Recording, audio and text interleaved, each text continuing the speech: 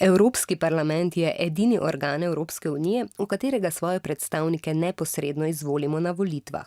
Slovenijo zastopa 8 izmed 751 poslancev. Rečemo, da ima Slovenija v Evropskem parlamentu 8 mandatov ali sedežev.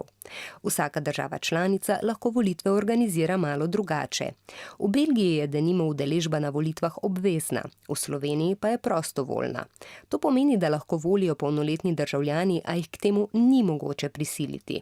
V prav vseh 28 državah članicah pa lahko kandidirajo in evropske poslance izbirajo tudi državljani drugih držav Evropske unije, ki v tej državi uradno živijo. Anuk, ki prihaja iz Nizozemske in že 5 let živi v Kopru, lahko na primer kandidira in voli v Sloveniji. Na evropskih volitvah v Sloveniji bodo volivci izbirali med 14 kandidatnimi listami, torej 14 seznami kandidatov s skupnim programom. Volivec dobi listič, na katerem so navedene vse liste s kandidati, obkroži pa le tisto, ki jo je izbral.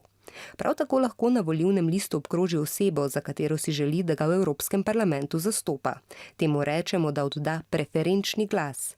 Sistem volitev imenujemo proporcionalni. To pomeni, da se delež glasov, ki ga lista dobi na volitvah, pretvori v število sedežev v parlamentu. S posamezne strankarske liste pa so izvoljeni kandidati, ki prejmejo največje število preferenčnih glasov. Glede na to, da ima Slovenija v Evropskem parlamentu 8 poslanskih mandatov ali sedežev, mora posamezna stranka ali lista zbrati vsaj 12,5% glasov, če si želi zagotoviti en sedež v Evropskem parlamentu. Evropski poslanec delo opravlja 5 let.